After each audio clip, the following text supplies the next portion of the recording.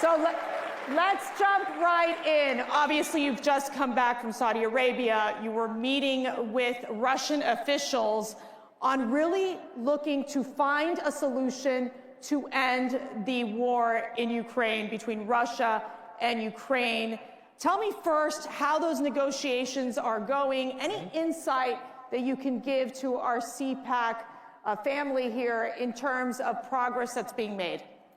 Well, let me make one thing clear. We would not be in this position, not even close, if it weren't for the leadership of Donald J. Trump, period, right? I had the honor of sitting in the Oval Office and listening to President Trump speak with President Putin of Russia and hearing both Putin and then immediately Zelensky both say only under President Trump's leadership, say this to him, and only he could drive an end to this war. So under Trump, this war will end, and it will end soon, and he is the president of peace. And it amazes me how many people in this town are clutching their pearls and having conniption fits over what?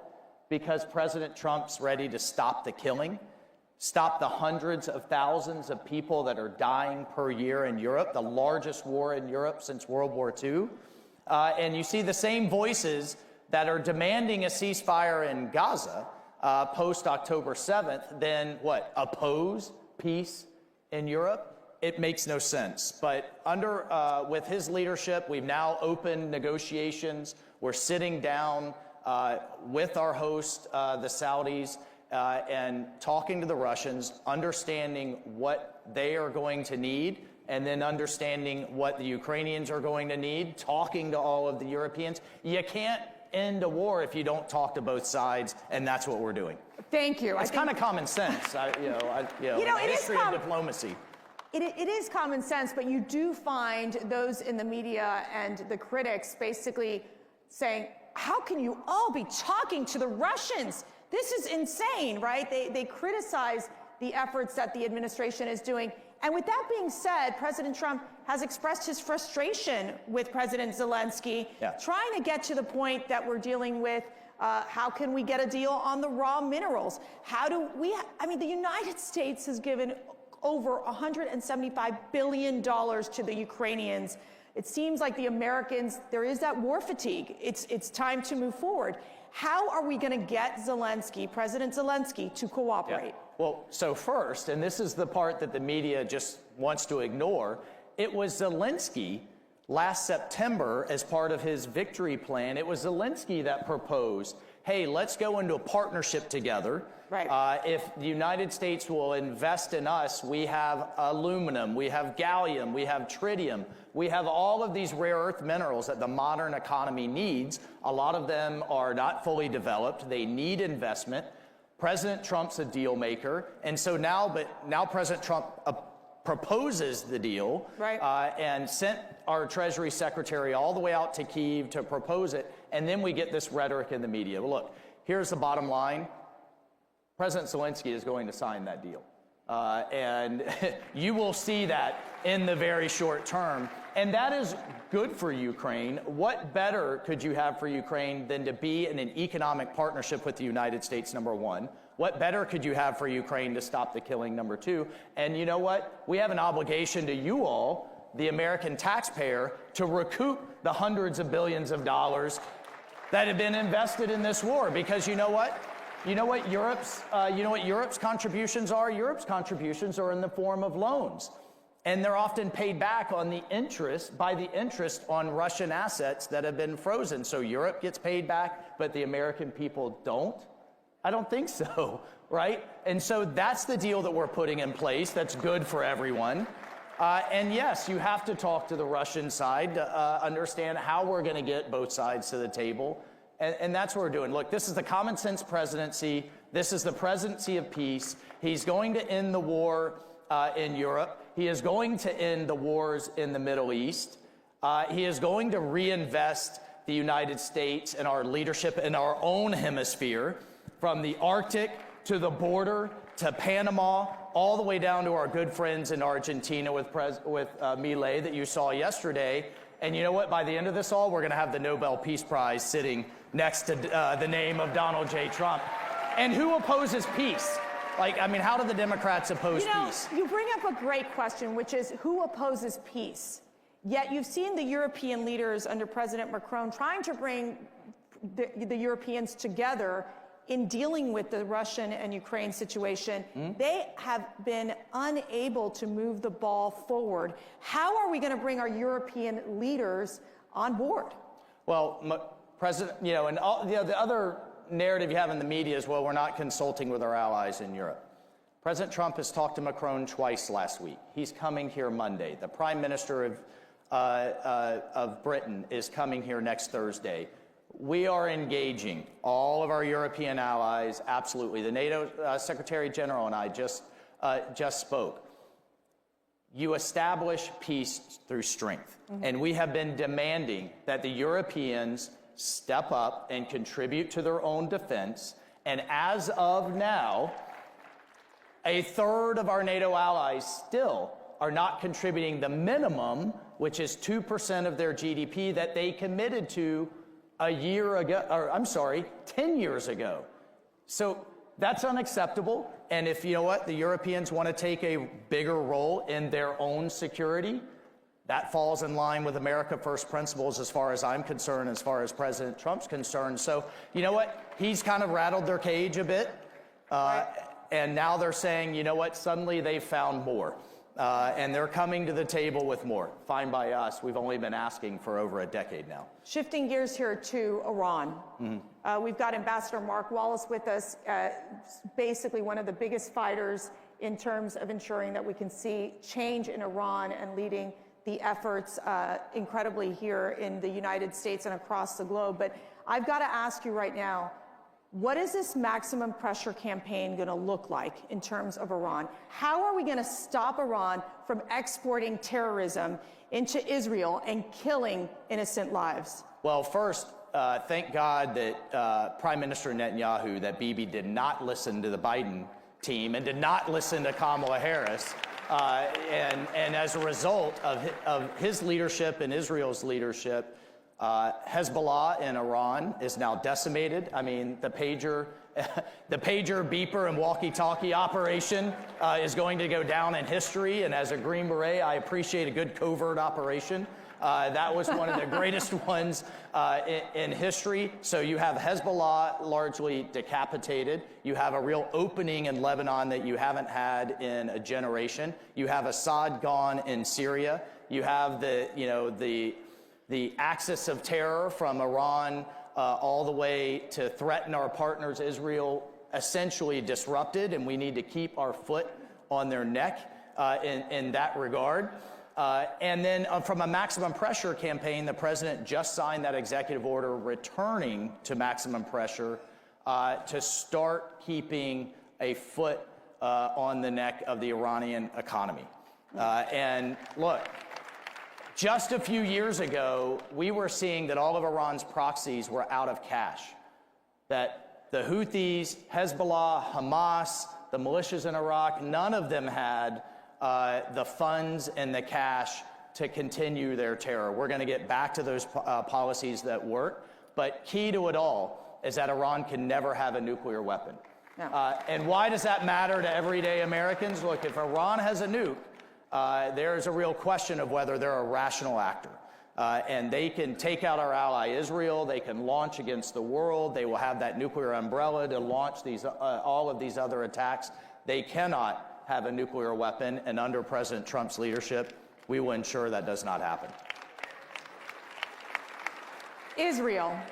We just got word from the Israeli Defense Forces that they have returned several bodies. This is the Bibas family, the two beautiful children, the redhead children, and what was supposed to be the body of Shara, the mother. Apparently, that doesn't seem to be the case. IDF is saying this is a serious violation of the ceasefire. What's your message, one, to the hostages, their families, from the United States, from President Trump, and two, how can we ensure that we bring all those hostages back home? My message, President Trump's message to those families is we are with you. his heart breaks, and he is horrified by these scenes coming out. And if anyone thinks that Hamas is some type of quasi-benevolent, not so bad, kind of something less than the just despicable terrorists that they are, what more convincing do you need? Hamas is of the worst kinds of terrorist groups out there. They are no different than ISIS. They are no different than Al-Qaeda, and they absolutely must be destroyed. And only under his leadership, remember the Biden administration was trying to do some type of deal. They were obsessed with a ceasefire, but their approach was concession after concession after concession and putting more pressure on Israel than they did on Hamas. Only when President Trump came in and said, look, there will be all hell to pay, the credible threat that only he can deliver, did we see this deal come into place? Still under Biden. And we saw our people starting to come out, including 2 Americans, with more to go. So this is only happening because of this election. These are the kind of consequences this election has had. And we will continue to get out everyone that we can. But remember, just 6 months ago, 8 months ago, you had college campuses, right. You had students, you had faculty, you had protesters celebrating Hamas, talking about from the river to the sea, having the worst kind of anti-Semitism, and now we've seen, and we just saw yesterday, the despicable people that they are and why they can never be allowed to run Gaza and why we can never allow another October 7th again. And there is a lot of talk about 2-state. You know who doesn't want a 2-state? Who will never allow a 2-state? Hamas. And this is why they can never, they just cannot exist going forward. China is one of our biggest threats. We have seen how China has infiltrated our institutions, has brought fentanyl into the United States, has stolen our intellectual property, have basically made so many deals with many Latin American countries, African countries. They're trying to be strategic in ensuring that the U.S. does not get involved in some of these regions. This has significantly changed under President Trump. Walk us through how we're going to deal with this threat of China. Well, remember, President Trump is who pivoted us, pivoted the whole national security apparatus back in 2017 and 2018 to deal with the threat and the competition that China is. But he firmly believes we can win this economically, we can win this through our supply chains, we can win this through our markets and fair trade deals, and at the same time rebuilding our great military under, how about our Defense Secretary, Pete Hegseth, right? Getting them focused on being the most lethal and most badass military in the world and projecting that strength. But at the same time, he appreciates the infiltration that's going on, and we just had Panama say, you know what, we're done with Belt and Road. We're done with allowing China to infiltrate critical strategic assets like the Panama Canal. And again, it's only been a month, folks. Yeah, we've still got it. We told the president, you said, you know, you have a full 4 years. We don't have to get it all done in 4 weeks. And just final thing, because you mentioned fentanyl. We are going to unleash holy hell on the cartels. Enough is enough. We are securing our border, and the cartels are on notice. You've seen images of the Mexican army doing joint patrols with our border, with our Customs and Border Police, and with our military to secure the United States border, because without a border, you don't have a country and you don't have sovereignty. And if there's not anything more than America first than that. And so a lot of, going back to things that worked in the first term, but you know what we have now in the second term? We have a team that is 200% on board with the vision of President Trump. And we've got a great Secretary of State, a great Secretary of Defense, Secretary of Treasury. We've got Team Florida with Susie Wiles and our chief of staff. Like, we are hitting on all cylinders, and we don't have a president that's year 1 or even year 5. He's year 9. And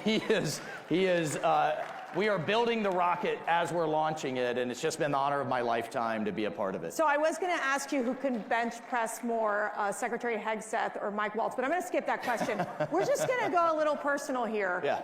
You wake up every morning. You have one of the most important jobs in the administration. I'm working for a man who doesn't sleep, but That's yes, true, I too. get So that it means you're not sleeping either. Yeah. What drives you? What inspires you to do what you do every day? You know what? It really is. It's been about 20 hours a day.